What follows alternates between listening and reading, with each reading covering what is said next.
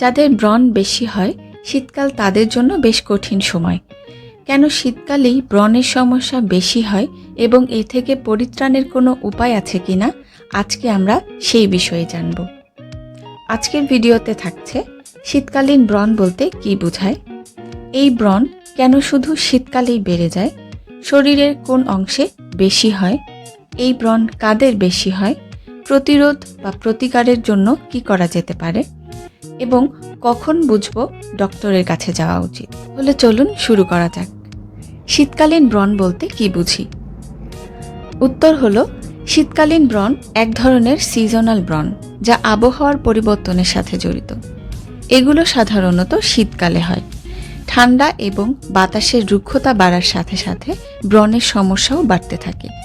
এগুলো প্রাথমিকভাবে দূর করা বেশ কষ্টসাধ্য, কারণ বাইরের আর্দ্রতার সাথে এর সম্পর্ক রয়েছে। এই ব্রণ কেন শুধু শীতকালেই বেড়ে যায়? উত্তর হলো, স্বাভাবিকভাবেই শীতকাল ত্বকের জন্য একটি কঠিন সময়। ঘরের এবং বাইরের তাপমাত্রার পার্থক্য, শরীরের চেয়ে অতিরিক্ত ঠান্ডা এবং গরম পানির ব্যবহার, বাতাসে আর্দ্রতার অভাবে আমাদের ত্বক প্রচুর পরিমাণে ময়েশ্চার বা আর্দ্রতা হারিয়ে শুষ্ক হয়ে যায়।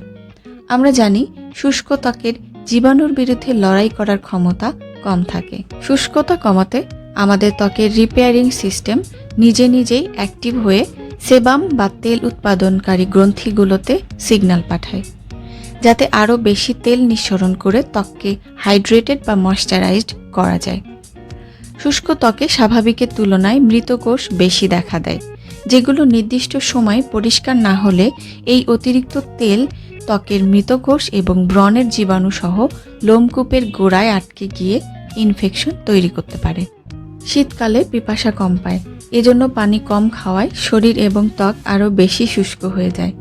একটি গবেষণায় দেখানো হয়েছে, শরীরে ভিটামিন ডি কমে গেলে ব্রণ হওয়ার চান্স বেশি থাকে।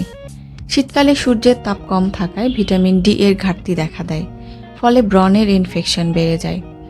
সূর্য থেকে আসা আল্ট্রাভায়োলেট রশ্মি ব্যাকটেরিয়া মেরে ফেলতে সাহায্য করে, তাই অন্য কোনো ঋতুর তুলনায় শীতকালে ব্রণ বেশি হয়। শীতকালে যে অতিরিক্ত গরম কাপড় ব্যবহার করা হয় সেগুলো নিয়মিত পরিষ্কার না রাখলে ত্বকের সংস্পর্শে এসে জীবাণুর আক্রমণ বাড়িয়ে দেয়। এই ব্রণ শরীরের কোন অংশে বেশি হয়? উত্তর হলো, শীতকালীন ব্রণ সাধারণত মুখের ত্বকে বেশি হতে দেখা যায়। মুখের ত্বকের টি জোনগুলোতে তেল উৎপাদন গ্রন্থি বেশি থাকে বলে সেই স্থানগুলোতে অর্থাৎ কপাল, নাক এবং থুতনিতে ব্রণ বেশি দেখা যায়। শীতকালীন ব্রণ কাদের বেশি হয়? উত্তর হলো, যাদের আগে থেকেই ব্রণের সমস্যা আছে সাধারণত তারাই বেশি আক্রান্ত হন। তবে ব্রণ ছাড়াও শীতকালে প্রায় সকলেরই ত্বকের বিভিন্ন ধরনের সমস্যা দেখা দেয়। প্রতিরোধ বা প্রতিকারের জন্য কি করা যেতে পারে? যাদের আগে থেকেই ব্রণের সমস্যা রয়েছে তাদের শীতের শুরু থেকেই শীতকালীন ত্বক পরিচর্যার রুটিন ফলো করতে হবে। পর্যাপ্ত ঘুম, কম দুশ্চিন্তা, পুষ্টিকর খাবার এবং নিয়ম মাফিক জীবনযাপনের অভ্যাস করতে হবে। ভিটামিন ডি সাপ্লিমেন্ট নেওয়া যেতে পারে। পিপাসা না পেলেও প্রতিদিন কমপক্ষে 8 থেকে 10 গ্লাস পানি খেতে হবে। দিনে 2 বারের বেশি মুখ না ধোয়াই ভালো। মুখ ধোয়ার জন্য ক্ষারীয় সাবান বা ফেস ওয়াশ বাদ দিতে হবে। পিএইচ 5.5 আছে, স্যালিসাইলিক অ্যাসিড ও বেনজয়েল পারক্সাইড আছে এমন ফেস ওয়াশ বা ক্লিনজার ব্যবহার করা যেতে পারে। ফেনা হয় এমন ক্লিনজার বাদ দিয়ে ক্লিনজিং মিল্ক অথবা ক্রিম বেসড ফেস ক্লিনজার ব্যবহার করা সবথেকে ভালো। মুখ ধোয়ার জন্য অতিরিক্ত ঠান্ডা বা গরম পানি এড়িয়ে চলতে হবে। প্রতিবার মুখ ধোয়ার পর আলতো করে মুছে নিয়ে পুরোপুরি পানি শুকানোর আগেই ময়েশ্চারাইজার ক্রিম ব্যবহার করতে হবে। তৈলাক্ত ত্বকের জন্য water based hyaluronic acid, glycolic acid বা ল্যাকটিক অ্যাসিড আছে এমন ময়েশ্চারাইজার ক্রিম ব্যবহার করা ভালো। ত্বক ঘষা থেকে বিরত থাকুন। ত্বকের প্রতি সদয় আচরণ করতে হবে। মুখ ধোয়ার সময়, মোছার সময় এবং প্রসাধনী ব্যবহারের সময় খুব আলতো হাতে স্পর্শ করুন। হাত সাবধান। আপনার হাত মাঝে মাঝে আপনার ত্বকের জন্য বেশ বিপজ্জনক। জীবাণু ভরা হাতে বারবার ত্বক স্পর্শ করা বাদ দিতে হবে। ব্রণ খুঁটানোর কথা তো চিন্তাও করা যাবে না। অবশ্যই সানস্ক্রিন ব্যবহার করতে হবে। রোদের তাপ কম থাকলেও আল্ট্রাভায়োলেট রশ্মি কুয়াশা ভেদ করে এসে ঠিকই আপনার ত্বকের ক্ষতি করতে পারে। ত্বকের মৃতকোষ অপসারণের জন্য কোনোভাবেই শক্ত দানাযুক্ত রুক্ষ কোনো স্ক্রাবার ব্যবহার করা উচিত না।